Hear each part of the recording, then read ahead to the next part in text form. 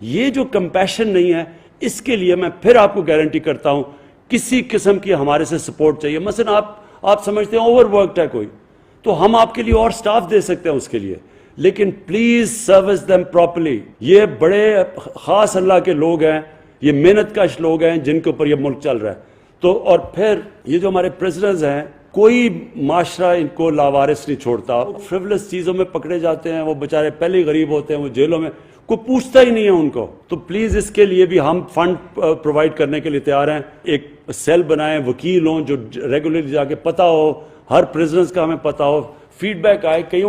کئی بیچارے بڑے ڈیسپریٹ لوگ جو چھوٹی سی چوریاں اگر ان کے فائنز ہیں، وہ ہم پیسے یہاں اکٹھے کر کے، بلکہ وہاں ہمارے جو باہر پاکستانی ہیں، اور what I know of them, ان کو بھی ہم ٹاسکنگ لگا دیں، وہی ان کو بیچارے پیسے دے کے نکال سکتے ہیں، پرووائڈیڈ ان کے پاس یہ انفارمیشن چلی جائے. اور فائنلی فورن انویسٹمنٹ، یہ بھی بڑی امپورٹنٹ ہے.